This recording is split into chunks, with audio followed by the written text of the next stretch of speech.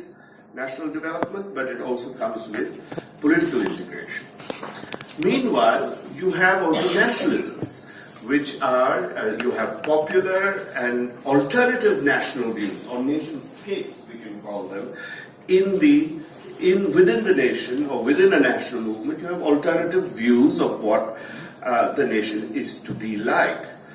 And they can still be based on a self-other relationship, but you have a great deal of mediation and variation. And often these views reshape development goals and policies, and sometimes these nationalisms can be at great variance with the goals of the nation state, and they can still be very much considered national.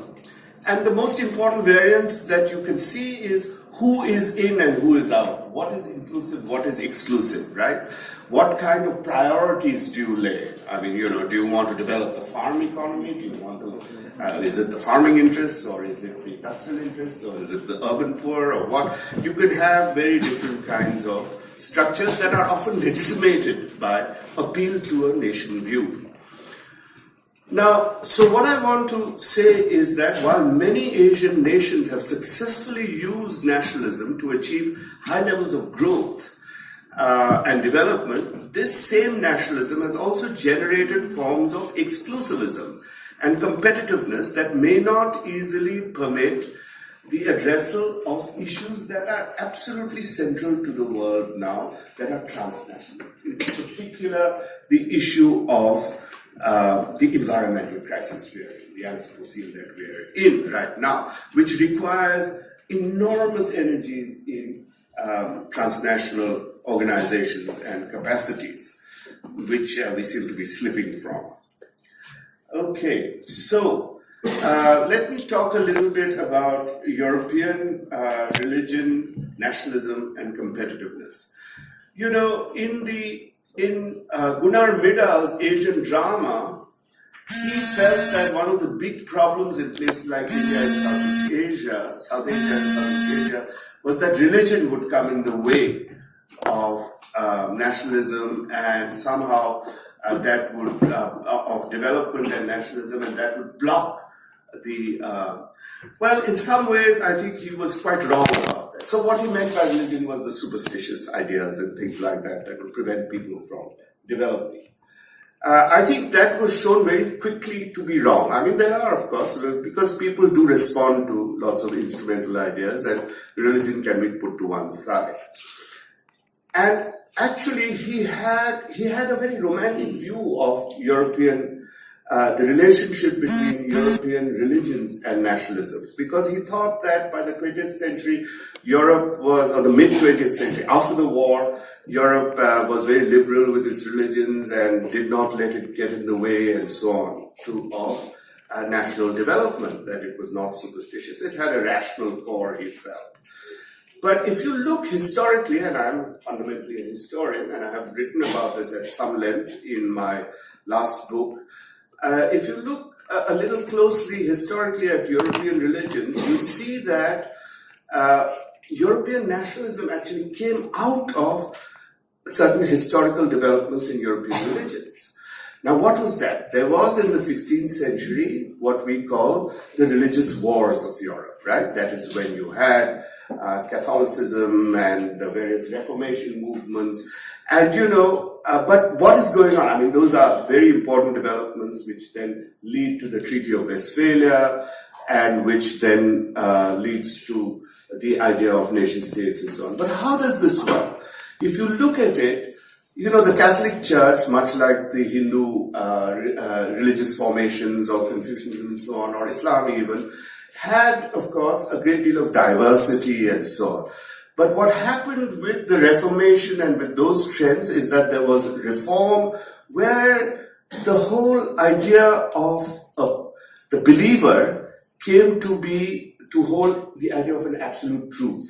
And so what begins to happen is that the church as a universal institution is rejected.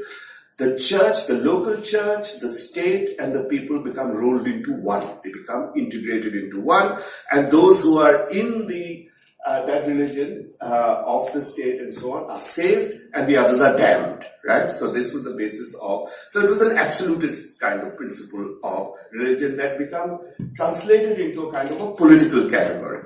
Now, I'll just give you a little advance on this that I'm not going to talk about, which is, of course, by the 19th century, the rest of the world picked up because they realized that you could create the smooth, sleek organization of the nation, of the believer nation, that becomes, and I must say that the Swedes were the most completely Lutheran, right, of all the Anglicans also, but and they were very successful early on in the competition.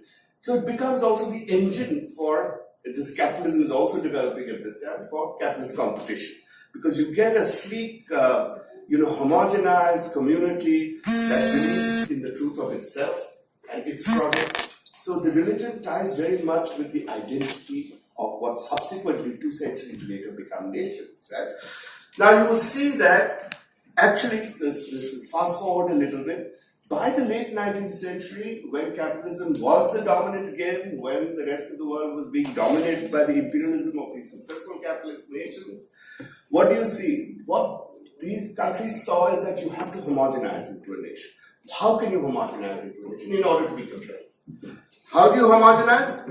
In India, of course. In Japan, they created the Shinto religion. They led to wars and everything.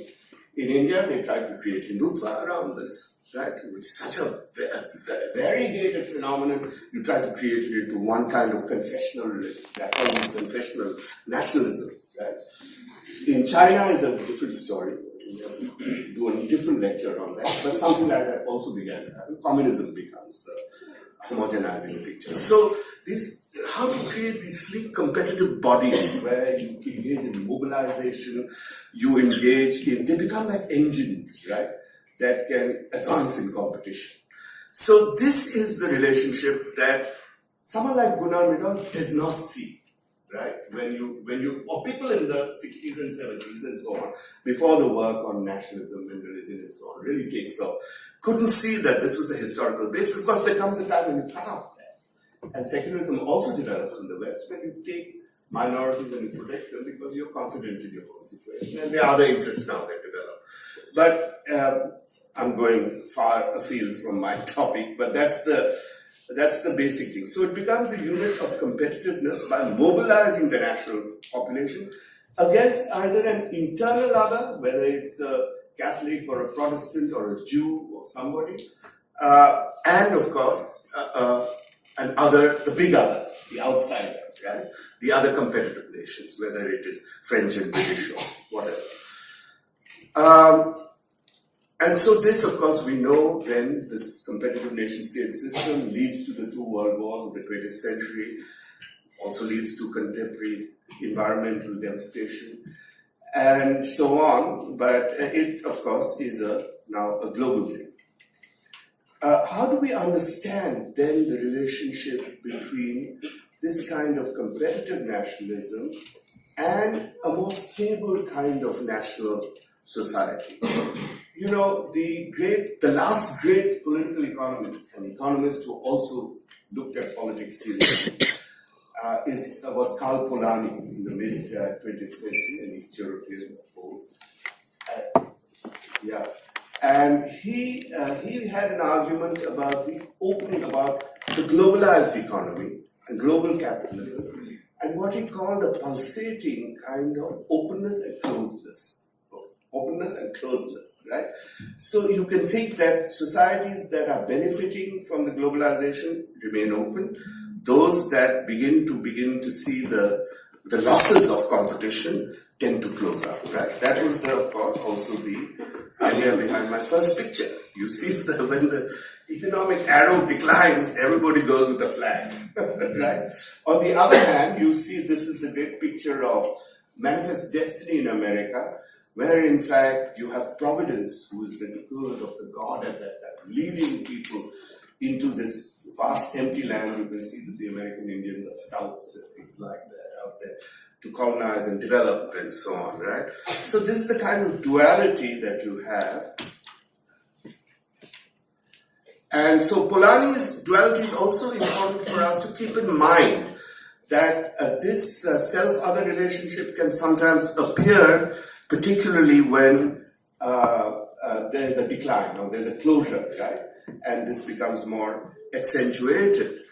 Of course, Polanyi thought that the closure could be a good thing because it allows the economy to reflect on itself, to protect itself, especially from competitive others and from predatory others. But it can also lead to a lot of exclusivism that he didn't see very much, right, at his time. And this also then maps over something we call civic and ethnic nationalism, where civic nationalism is considered the Anglo-American, very sweet, nice, everybody's a citizen and part of it, and so on. And then the ethnic nationalism is, of course, the Germanic type. So it's about race and ethnicity, this, that, and the other. The fact of the matter is that every nationalism can have its ethnic dimension and its civic dimension at different times, depending on global and other kinds of circumstances, with relationships to internal others who become scapegoats for this kind of thing. Okay, here you see some religious nationalism, the German Confederation, Franco-German wars. What about post-war Asian nationalisms? I think, as I've said, it's not enough to see nation-states as stable units of analysis, which is what most development studies people do tend to think. I think we have to start seeing nations as really moving targets and objects of struggle. There are always people challenging each other, contesting each other to have their priorities, their visions of what the nation is, right? And so that also changes the types of distribution issues, the types of priorities, the types of, but especially redistribution issues, and many other things, right? So as I said, economic, and sometimes this contestation is such that you also get a lot of separatist movements. I don't have to tell you all about separatist movements in the Northeast, but we've had them in many different parts of India. And it really is based on an alternative view of what a nation should be, right? So it is really, so those kinds of things are also very important in determining how resources will get distributed, allocated, distributed, redistributed, and so on. So I think, so it's part of the national imaginary, of the nationalistic imaginary, which could also be regional at some point. It doesn't have the military to be a nation state, but it could, it could then blossom into a nation state, as we have seen, as the Barcelonans are trying to do. Now let's talk more specifically about Asia. You have decolonizing nations, especially after the Second World War. Particularly, I work mainly with China and India. They start with very high idealism, right? You have Panchashila and autonomy from the imperial powers. You have the idea of neutrality and non-interference. And actually, I've called that Panchashila Westphalia for post-colonial states, because ultimately it reproduces many of the same principles. So you have, in China, you have also a fair amount of allocation of rights to minority groups, all the ethnic groups in Northeast, Northwest, of course, now you know what is happening in Xinjiang, Tibet, Southwest China, and so on. 2/3 of China was the territory of, the physical territory of China was occupied by minorities more than by Han Chinese. So, this was something they had to deal with. In India, of course, you have, starting with the so-called Nehruvian, it was a very inclusive civic nationalism, except when it had to deal with certain parts of India. It was a secular state with relative protection and inclusive ideals, and it led to some institutional and human development, slow compared to most other developing countries in East Asia, until the 80s and 90s. Then you had so apart from India and China, you had a class of different societies in Asia these were new nations also, who followed, especially within the American East Asian Cold War order, which followed very different patterns of development. Although they may have started out with these post-war anti-imperial rhetoric and so on, they followed a different pattern. So let's see how we can understand this. I think that something very important that many people have not realized outside of, and even in East Asia people haven't realized, is that there was a very basic difference between those territories that came under Japanese colonial rule and those territories that came under Western European colonial rule. Yeah, there was a very major difference. The most West European, even the Dutch included in Indonesia, operated with a looser imperial formation that was based on a self-other. It was a 19th century imperialism or even earlier. Japanese imperialism was new, and I'm not saying that they were intrinsically better or anything. They were in fact more cruel, but they were shaped by a very different tradition. It was the German status tradition, or what is known as Staatenwissenschaft, right? So it was the idea that the state is central to any kind of work. Right? This is not part of the Anglo-French liberal idea of economics. But this German idea, you have the philosopher, the economist Liszt and others who develops this idea. But the Japanese and the East Asians picked it up very early. The Japanese picked it up by the late 19th century. The Chinese already picked it up by, first from the Japanese, and then the Kuomintang of China in the 20s and 30s had direct relations with Germans, had German advisors, were the most important advisors and so on at that time. So this was a status tradition. And the thing about what made Japanese imperialism different, or colonialism different, was that it also, since it had also been challenged by European powers, it had a pan-Asian ideal, right? And its slogan was very much Asia for Asians. And it was a funny kind of imperialism that was based on anti-imperialism, right? So it was the rhetoric. But in fact, it was not just rhetoric. I mean, they were just as exploitative, but they did have, and it was also the time, they did have a different notion of imperialism that required the almost equal development in many spheres of the colonies. So if you look at it, I'm not going to add, that's also another whole different paper, but if you look at it, just look at some of the indices. Under Japanese colonialism, by 1940, 50% of Koreans and Taiwanese school children were receiving elementary education by 1940. 50%. And compared to French colonialism in Vietnam, where only 2% were receiving. And in India, with all the native and non-native educational institutions, 88% were illiterate. Only 12% was literate by the time India was independent, right? So you can see this huge basic difference in development expenditure.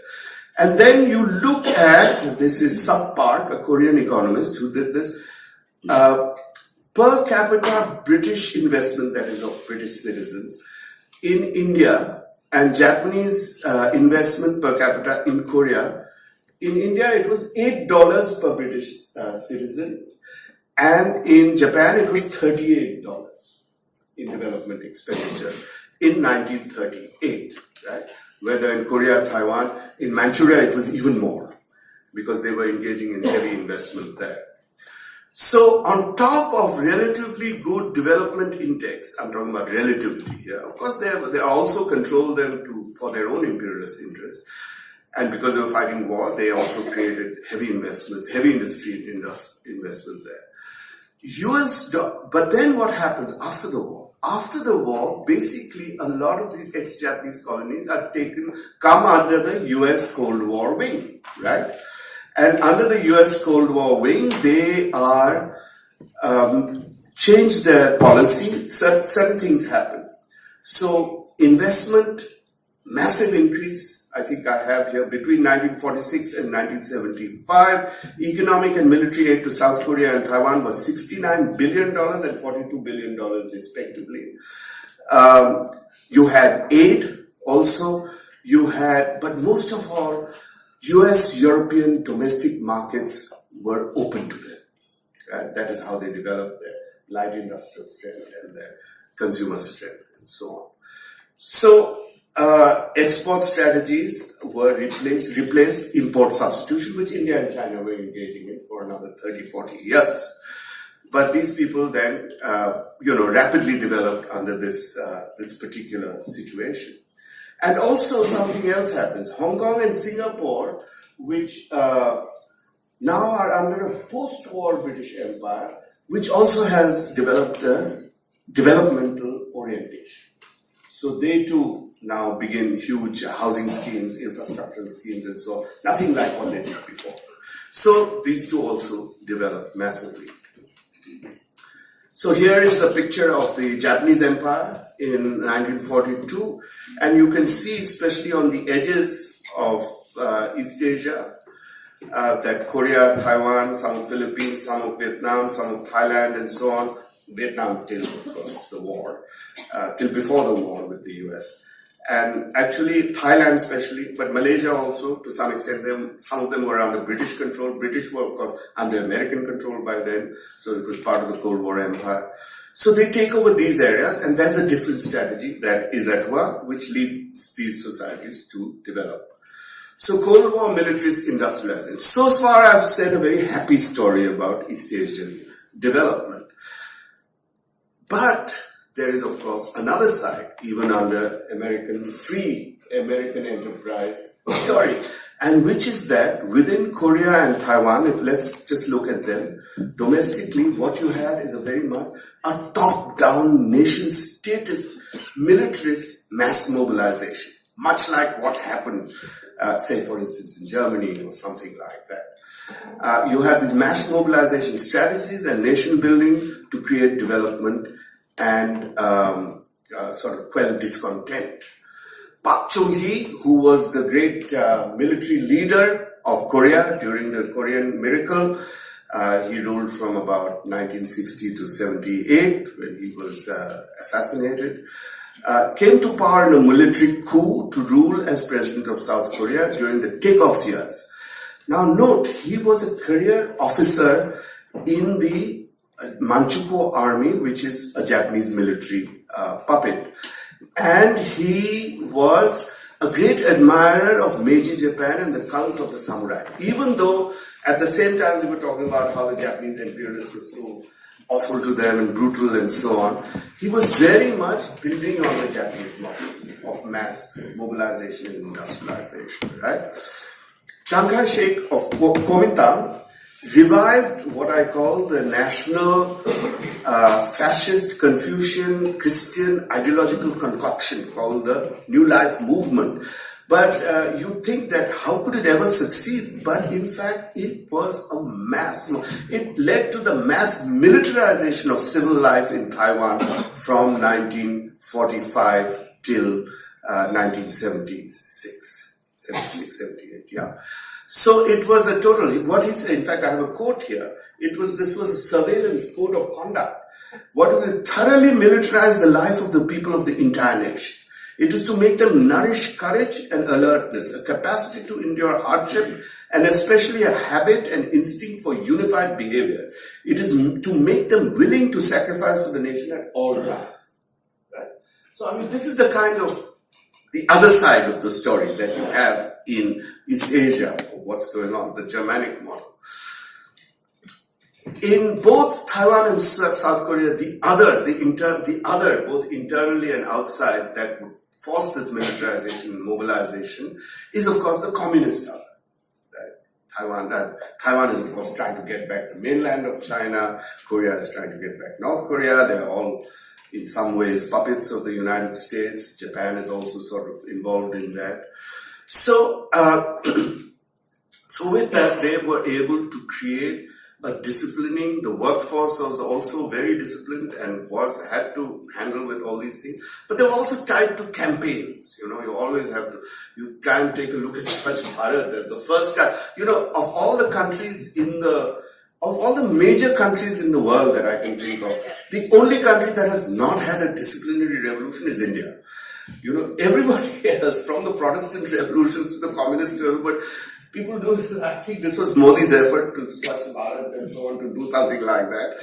But, you know, you need a lot more. You need a lot more apparatus. You need a lot of mobilization. You need some non-democracy. I don't know whether, I don't think that will work in India. Of course, if you try to make India like that, it'll probably become like Pakistan more than anything else. Right? You also have other factors, and these historical factors, Confucian, Japanese, and so on, in East Asia, play a role when you have these systems in place. But what happens in all these places is also interesting. That with the relaxation of US military concerns in East Asia, the Cold War ends in East Asia around after the Vietnam War. The US loses interest. Once they're defeated, they lose interest. They're heavily in debt. And of course, who's the beneficiary? Japan. And so they allow actually these civil movements that have emerged in Korea first, then Taiwan, then Philippines, and all these places to overthrow their dictators.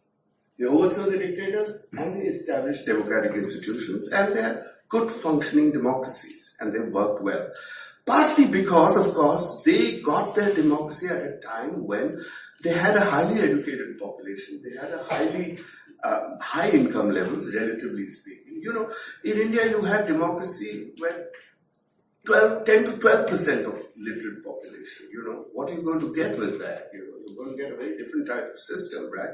So this is the first country in the world which, where you have not had at least a 30-40% middle class before you have a democracy. So, these are things I'm just throwing them around. I'm going off topic, but I think these are important issues to consider.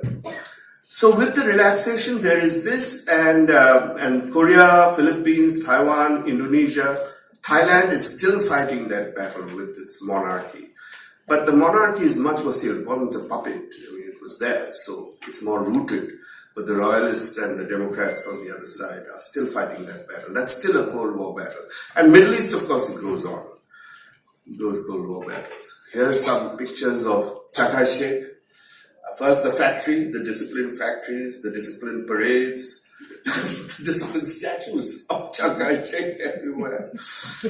And ultimately the democracy movements in these places. Okay, now let's talk a little bit about nationalism and development in China. This is, I am a sinologist, but this is going to be just a small part of this. We can talk later about China if you want. China, of course, is an outlier in the colonial period. Partly because it wasn't fully colonized. So it had certain autonomy, and those autonomies were important. It developed a very powerful, but more than anything, it developed a very powerful revolutionary nationalist. They were communists, but they were also nationalists. In fact, Ho Chi Minh once said that he heard Lenin, and what inspired him most about Lenin was how he was such a patriot. Right? So ultimately, the Vietnamese Revolution was about patriotism. Socialism was a part of it. It was a way to achieve it. So that's the case in China as well. And so it was a nationalist awakening, but they also, the Chinese also developed a very powerful mobilization apparatus. The Chinese Communist Party, and I'll give you an example of one of the things they do. So rural mobilization, especially in those deep rural areas, was particularly impressive.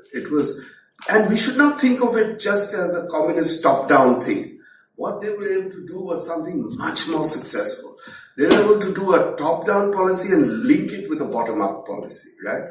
So what did they do? They have, for instance, I'll just give a stray example. During the revolution itself, and afterwards it became less effective, but it was the process. You go in, you find some class enemy. It may not be a class enemy, maybe just a fellow with a few acres of land. But you identify him because he's a traitor, or he joined the Japanese, or the Kuomintang or something. You identify him, you have a group of people who are dissatisfied with him. You create the scene of criticism, self-criticism, critique. And in that critique, you build up a certain momentum and you narrate it, the party from outside in a way. Sort of develops a narrative that shows how these are the people who are responsible for your bad condition and how the party will lead you to liberation. And it was actually a moment, it was like a baptism, it was like a ritual of conversion.